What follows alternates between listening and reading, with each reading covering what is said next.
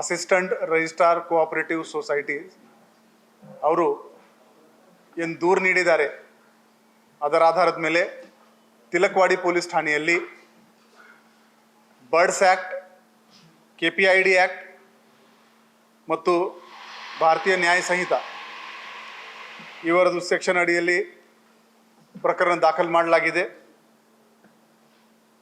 ಈ ರೇಡ್ ಮಾಡುವಾಗಲೇ ಏನು ಗೊತ್ತಾಗಿದೆ ಅಂದರೆ ಇವರು ಕೆಲವು ಕಂಪ್ಯೂಟರ್ಸ್ಗೆ ಫಾರ್ಮ್ಯಾಟ್ ಕೂಡ ಮಾಡಿದ್ದಾರೆ.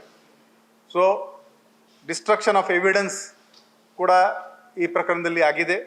ಸೊ ಸೆಕ್ಷನ್ 238 ಕೂಡ ಈ FIRನಲ್ಲಿ ದಾಖಲು ಮಾಡಲಾಗಿದೆ. ಈ FIR 3 company, Adityaraj capitals, Adityaraj global communities, Adityaraj securities ಮತ್ತು 6 ಆಫೀಸ್ ಬೇರರ್ಸ್ ಮತ್ತು ಇತರರು ಈ ಥರ ಪ್ರಕರಣ ದಾಖಲು ಮಾಡಲಾಗಿದೆ. ಮೇನ್ ಆರೋಪಿ ಬಾಲರಾಜ್ ಮಾನೆ CEO, ಇವನು ಆಬ್ಸ್ಕಾಂಡಿಂಗ್ ಇದ್ದಾನೆ. ಅವನಿಗೆ ಹಿಡ್ಕೊಳ್ಳಕ್ಕೆ ನಾವೊಂದು ವಿಶೇಷ ತಂಡ ಕೂಡ ರಚನೆ ಮಾಡಿದ್ದೀವಿ.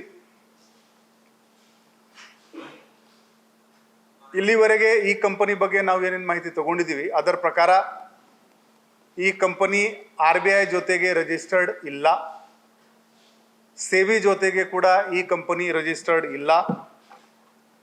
ಈ ಕಂಪನಿ ಪದಾಧಿಕಾರಿಗಳು ಪಬ್ಲಿಕ್ ಪ್ರೋಗ್ರಾಮ್ಸ್ ಮಾಡಿಕೊಂಡು ಜನರಿಂದ ಇನ್ವೆಸ್ಟ್ಮೆಂಟ್ ಮಾಡಿ ಡಿಪಾಸಿಟ್ ಮಾಡಿ ಅಂತ ಓಪನ್ ಅಪೀಲ್ ಮಾಡಿದ್ದಾರೆ. ಇವರು ಇನ್ವೆಸ್ಟ್ಮೆಂಟ್ ಮಾಡಿದ ಮೇಲೆ 5% ಪ್ರತಿ ತಿಂಗಳು ರೇಟ್ ಆಫ್ ರಿಟರ್ನ್ದು ಪ್ರಾಮಿಸ್ ಒಂದು ಅಗ್ರಿಮೆಂಟ್ನಲ್ಲಿ ಮಾಡಿದ್ದಾರೆ. ಈ ಎಲ್ಲದರಿಂದ ನಮ್ಮದು ಬರ್ಡ್ಸ್ ಆ್ಯಕ್ಟ್ದು ಮತ್ತು KPID ಆ್ಯಕ್ಟ್ದು ಎಲ್ಲ ರಿಕ್ವೈರ್ಮೆಂಟ್ ಫುಲ್ಫಿಲ್ ಆಗುತ್ತೆ. ಮೋಸ 1 ಕೋಟಿ ರೂಪಾಯಿದು ಇದೆ ಅಥವಾ 10,000 ಕೋಟಿ ರೂಪಾಯಿದು ಇದೆ, ಅದು ಇಂಪಾರ್ಟೆಂಟ್ ಇಲ್ಲ. ಮೋಸನೇ. ಅವರು ಜನರಿಗೆ ಕೊಡ್ತಾ ಇದ್ರು, ಕೊಡ್ತಾ ಇರಲಿಲ್ಲ, ಅದು ಕ್ವೆಶ್ಚನ್ನಲ್ಲಿ ಇಲ್ಲ. ಈ ಥರ ದೇಶದಲ್ಲಿ 1 ಇಲ್ಲ, 3 ಇಲ್ಲ, 2 ಇಲ್ಲ, ನೂರಾರು ಪ್ರಕರಣಗಳು ಆಗ್ತಾ ಇವೆ. ಎಲ್ಲಿ ಅವರು ಸ್ಟಾರ್ಟಿಂಗ್ನಲ್ಲಿ ಎಲ್ಲ ರಿಟರ್ನ್ಸ್ ಚೆನ್ನಾಗಿ ಕೊಡ್ತಾರೆ ಮತ್ತು 1 ಫೈನ್ ಡೇ ಎಲ್ಲ ಮ್ಯಾಕ್ಸಿಮಮ್ ಡಿಪಾಸಿಟರ್ಸ್ ಸೇರಿದ ಮೇಲೆ ಸಾವಿರಾರು ಕೋಟಿ ತಗೊಂಡು ಅವರು ವಿದೇಶಕ್ಕೆ ಓಡ್ ಹೋಗ್ತಾರೆ. ಇದರಲ್ಲಿ ಈ ಮೇನ್ ಆರೋಪಿ ಮೇಲೆ ನಾವು ಲುಕ್ಔಟ್ ಸರ್ಕ್ಯುಲರ್ ಕೂಡ ಇಶ್ಯೂ ಮಾಡಿದ್ದೀವಿ. ಅವನಿಗೆ ದೇಶ ಬಿಡ್ಲಿಕ್ಕೆ ಆಗಲ್ಲ, ಬೇಗನೆ ಅವನಿಗೆ ದಸ್ತಗಿರಿ ಮಾಡ್ತೀವಿ. ಇಲ್ಲಿವರೆಗೆ ಬಂದ AC ಅವರು ಏನು ರಿಪೋರ್ಟ್ ಕೊಟ್ಟಿದ್ದಾರೆ, ಅಸಿಸ್ಟೆಂಟ್ ರಿಜಿಸ್ಟ್ರಾರ್ ಅವರು ಏನು ರಿಪೋರ್ಟ್ ಕೊಟ್ಟಿದ್ದಾರೆ, 6,500ಕ್ಕಿಂತ ಜಾಸ್ತಿ ಡಿಪಾಸಿಟರ್ಸ್ ಬಗ್ಗೆ ಮಾಹಿತಿ ಸಿಕ್ಕಿದೆ ಮತ್ತು 50 ಕೋಟಿಗಿಂತ ಖಂಡಿತವಾಗಿ ಇದು ಜಾಸ್ತಿ ಪ್ರಕರಣ ಇದೆ. ಮತ್ತು ನಮ್ಮ ಕರ್ನಾಟಕ ರಾಜ್ಯ ಪೊಲೀಸ್ದು ಸರ್ಕ್ಯುಲರ್ ಪ್ರಕಾರ 50 ಕೋಟಿ ಮೇಲೆ ಇರುವುದು ಫೈನಾನ್ಷಿಯಲ್ ಕೇಸ್ CIDಗೆ ವರ್ಗಾವಣೆ ಮಾಡಬೇಕು. ಇವತ್ತು ಬೆಳಿಗ್ಗೆ ಮಾನ್ಯ DG ಮತ್ತು IG ಅವರಿಗೆ ನಾವು ಒಂದು ರಿಕ್ವೆಸ್ಟ್ ಲೆಟರ್ ಕಳಿಸಿದ್ದೀವಿ. ಬಹುಶಃ ಇವತ್ತು ಅಥವಾ ನಾಳೆ ಈ ಕೇಸ್ CIDಗೆ ವರ್ಗಾವಣೆ ಆಗುತ್ತೆ. ಅಲ್ಲಿವರೆಗೆ ಈಗಾಗಲೇ ನಾವು ಈ ಪ್ರೆಸ್ ಮೀಟ್ ಮಾಡುವಾಗಲೇ ನಮ್ಮ ಅಧಿಕಾರಿಗಳು 3 ಬೇರೆ ಬೇರೆ ತಂಡದಲ್ಲಿ ಆ ಕಂಪನಿದು ಕಚೇರಿಗಳನ್ನು ರೇಡ್ ಮಾಡಿಕೊಂಡು ದಾಖಲಾತಿಗಳು ಮತ್ತು ಮೊಬೈಲ್, ಟ್ಯಾಬ್ಲೆಟ್ಸ್ ಮತ್ತು ಲ್ಯಾಪ್ಟಾಪ್, ಡೆಸ್ಕ್ಟಾಪ್ ಎಲ್ಲ ಸೀಸ್ ಮಾಡ್ತಾ ಇದ್ದಾರೆ. ಮುಂದಿನ ತನಿಖೆ ಆದಮೇಲೆ ಆ್ಯಕ್ಚುಲಿ ಎಷ್ಟು ಡಿಪಾಸಿಟರ್ಸ್ ಇದ್ದಾರೆ, ಎಷ್ಟು ಹಣ ಇವರು ಜನರಿಂದ ಪಡೆದುಕೊಂಡಿದ್ದಾರೆ ಅದರ ಬಗ್ಗೆ ಖಚಿತವಾದ ನಮಗೆ ಮಾಹಿತಿ ಕೊಡೋಕ್ಕೆ ಆಗುತ್ತೆ. ಇಲ್ಲ, ಇದು ಈ ಕಂಪನಿಗೆ ಎಲಿಮೆಂಟ್ ಆಫ್ ಸರ್ಪ್ರೈಸ್ ನಮ್ಮ ಹತ್ರ ಇರಲಿಲ್ಲ. ಶಿವಮ್ ಅಸೋಸಿಯೇಟ್ಸ್ ಆದಮೇಲೆ ಈ ಕಂಪನಿಯವರು ಭಾಳ ಅಲರ್ಟ್ ಆಗಿಬಿಟ್ಟಿದ್ದಾರೆ. ಇವರು ಬೇರೆ ಬೇರೆ ನಮ್ಮ ಲೀಗಲಿ ಹೇಗೆ ಸೇಫ್ ಆಗಬೇಕು ಅಂತ ಪ್ರಯತ್ನ ಮಾಡಿದ್ದಾರೆ ಅಂತ ನಮಗೆ ಅನ್ನಿಸ್ತಾ ಇದೆ. ಮತ್ತು ಮೋಸ್ಟ್ ಇಂಪಾರ್ಟೆಂಟ್ ಏನಿದೆ ಅಂದರೆ ಇವರು ಕೋಆಪರೇಟ್ ಮಾಡ್ತಾ ಇಲ್ಲ. ಇವರದು ಯಾರ್ಯಾರು ಪದಾಧಿಕಾರಿಗಳು ಇದ್ದಾರೆ ಬಿಲ್ಕುಲ್ ಕೋಆಪರೇಟ್ ಮಾಡ್ತಾ ಇಲ್ಲ. ಅದರಿಂದ ಸ್ವಲ್ಪ ಡಿಲೇ ಕೂಡ ಆಗ್ತಾ ಇದೆ ಪ್ರೊಸೆಸ್ನಲ್ಲಿ. ಆದರೆ ನಾವು ನಮ್ಮ ಡಿಜಿಟಲ್ ಇನ್ವೆಸ್ಟಿಗೇಷನ್ ಟೀಮ್ ಮೇಲೆ ನಮಗೆ ನಂಬಿಕೆ ಇದೆ. ಇವರ ಸಿಸ್ಟಮ್ ಸೀಸ್ ಮಾಡಿಕೊಂಡು ಇಮೇಜಿಂಗ್ ಮಾಡಿಕೊಂಡು ಏನು ನಮಗೆ ಡಿಜಿಟಲ್ ಡೇಟಾ ನಮ್ಮ ಕೈಯಲ್ಲಿ ಬರುತ್ತೆ ಆವಾಗ ಒಟ್ಟು ಎಷ್ಟು ಡಿಪಾಸಿಟರ್ಸ್ ಇದ್ದಾರೆ, ಎಷ್ಟು ಫ್ರಾಡ್ ಅಮೌಂಟ್ ಇದೆ, ಅದು ಎಲ್ಲ ಮಾಹಿತಿ ಬರುತ್ತೆ. ಇನ್ನು ನಾವು ಬರೀ ವಿಚಾರಣೆ ಮಾಡ್ತಾ ಇದ್ವಿ, ಇನ್ನು ಯಾರಿಗೆ ನಾವು ಕಸ್ಟಡಿನಲ್ಲಿ ತಗೊಳ್ಳಿಲ್ಲ. We are also not in rush. First culpability ನಾವು ಎಸ್ಟಾಬ್ಲಿಷ್ ಮಾಡ್ತೀವಿ, ಆಮೇಲೆ ದಸ್ತಗಿರಿ ಮಾಡ್ತೀವಿ.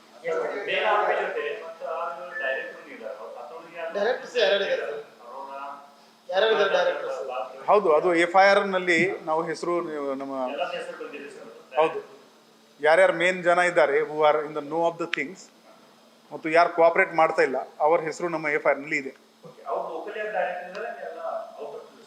ಮೋಸ್ಟ್ಲಿ ಲೋಕಲ್ ಇದ್ದಾರೆ, ಇವರು ಬೆಳಗಾವದಲ್ಲಿ ಇದ್ದಾರೆ. ಎಸ್, ಅವರದ್ದು ಕೂಡ ವಿಚಾರಣೆ ನಡ್ತಾ ಇದೆ. ಅವರ ವಿರುದ್ಧ ಎವಿಡೆನ್ಸ್ ಸಿಕ್ಕಿದ ತಕ್ಷಣ ನಾವು ಮುಂದಿನ ಕ್ರಮ ತಗೊಳ್ತೀವಿ.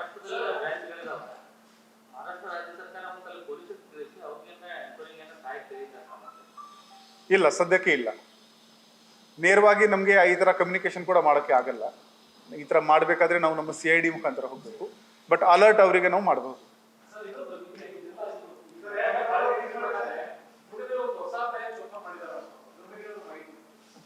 ಇಲ್ಲ, ನಮ್ಮವರು ಎಲ್ಲ ಇದರಲ್ಲೇ ಬ್ಯುಸಿ ಇದ್ದಾರೆ, ಚೆಕ್ ಮಾಡ್ತೀವಿ. ಈ ಒಂದೆರಡು ದಿನದಲ್ಲಿ CIDಗೆ ವರ್ಗಾವಣೆ.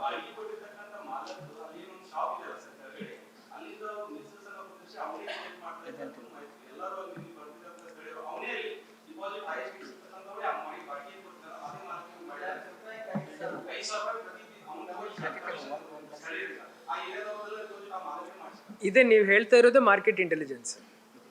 ಕಲ್ಪೆಬಿಲಿಟಿ, ಇದರಲ್ಲಿ ನಮಗೆ ಯಾರ್ಯಾರ್ದು ಕಲ್ಪೆಬಿಲಿಟಿ ಕಂಡು ಬರುತ್ತೆ ಅವರ ಮೇಲೆ ಕಾನೂನಿ ಕ್ರಮ ಆಗುತ್ತೆ. ಹೌದು, ಒಂದು ನೋಟ್ರಿ ಮುಖಾಂತರ ಇವರು ಬಾಂಡ್ ಕೊಡ್ತಾ ಇದ್ರು, ಚೆಕ್ ಕೂಡ ಕೊಡ್ತಾ ಇದ್ರು. ನಮಗೆ ಕೆಲವು ಡಾಕ್ಯುಮೆಂಟ್ ಸಿಕ್ಕಿದೆ. ಈಗ ಟೋಟಲ್ ಎಷ್ಟು ಡಾಕ್ಯುಮೆಂಟ್ ಇಶ್ಯೂ ಆಗಿದೆ ನಾವು ಆ ಬ್ಯಾಂಕ್ ಜೊತೆಗೆ ಸಂಪರ್ಕ ಮಾಡಿಕೊಂಡು ಮುಂದಿನ ಕ್ರಮ ತಗೊಳ್ತೀವಿ. ಸದ್ಯಕ್ಕೆ ನಮಗೆ 4 ಬ್ಯಾಂಕ್ದು ಮಾಹಿತಿ ಬಂದಿದೆ, ಪತ್ರ ವ್ಯವಹಾರ ನಡ್ತಾ ಇದೆ.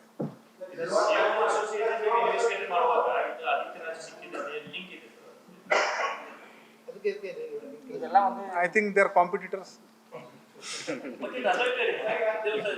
ಮತ್ತು ಇಬ್ರು only link is both were cheating public.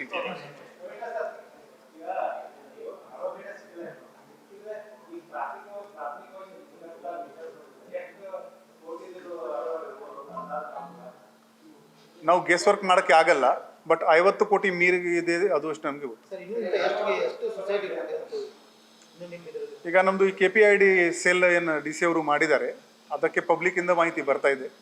ನಮ್ಮವರು ಕೂಡ ಸೋಷಿಯಲ್ ಮೀಡಿಯಾನಲ್ಲಿ ಚೆಕ್ ಮಾಡ್ತಾ ಇದ್ದಾರೆ. ಅದಕ್ಕಂತ ಜಾಸ್ತಿ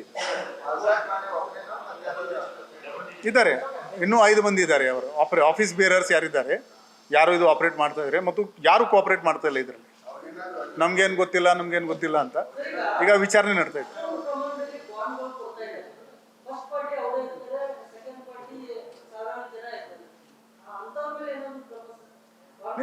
ಜನರು ಇದರಲ್ಲಿ ವಿಕ್ಟಿಮ್ ಇದ್ದಾರೆ. ಜನರು ವಿಕ್ಟಿಮ್. ಪಬ್ಲಿಕ್ ಯಾರಿದ್ದಾರೆ, ಯಾರು ದುಡ್ಡು ಹಾಕಿದ್ದಾರೆ ಅವರು ವಿಕ್ಟಿಮ್. ತಗೊಳ್ಳೋನು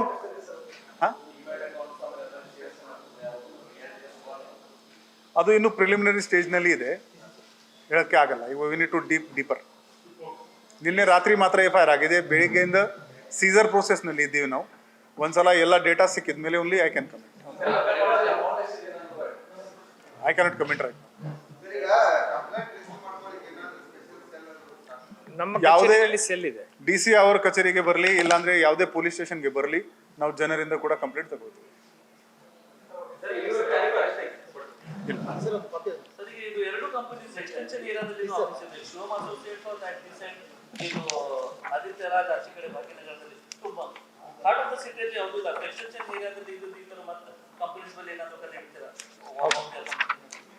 ಇನ್ನು ನಮ್ದು ಇಂಟೆಲಿಜೆನ್ಸ್ ಗ್ಯಾದರಿಂಗ್ ನಡೆಯುತ್ತಾ ಇರ್ತದೆ. ಈ ತರ ಯಾರ್ಯಾರು ಮೋಸ ಮಾಡ್ತಾರೆ ನಾವು ಜಿಲ್ಲಾಡಳಿತ ವತಿಯಿಂದ ಕ್ರಮ ಆಗುತ್ತೆ.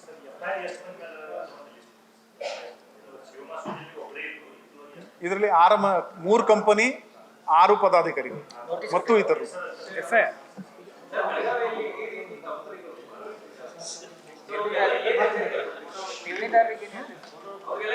ಎಲ್ಲ ಕಡೆ ಇದ್ದಾವೆ, ನಾವು action ತಗೊಳ್ತೇವೆ.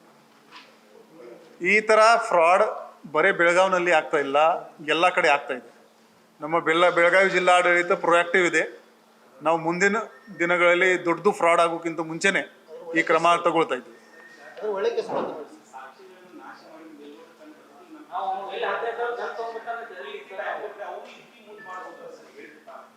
Digital data is permanent. Banking transaction ಎಲ್ಲ ಡಿಜಿಟಲ್ ಇರುತ್ತೆ, ಸ್ಟಾಕ್ ಮಾರ್ಕೆಟ್ದು ಎಲ್ಲ ಡಿಜಿಟಲ್ ಇರುತ್ತೆ. ನಾವು ಬರೀ ಪತ್ರ ಬರೆದುಕೊಂಡು ಅದು ಡೇಟಾ ತಗೋಬೇಕಾಗ್ತದೆ. ಬಿಲ್ಕುಲ್ ಸಿಗ್ಬೋದು. ಈ ಡಿಲೀಟೆಡ್ ಡೇಟಾ ನಮಗೆ ಸಿಕ್ಕಿದ ಮೇಲೆ ಅಲ್ಲಿ ಫಾರೆನ್ಸಿಕ್ ಅನಾಲಿಸಿಸ್ ಮಾಡಬೇಕು, ಇನ್ನೂ ಸಿಗ್ಲಿಲ್ಲ. ಬೆಳಗಾವಿ ಹೆಡ್ ಕ್ವಾರ್ಟರ್ ಇತ್ತು. Thank you Thank you.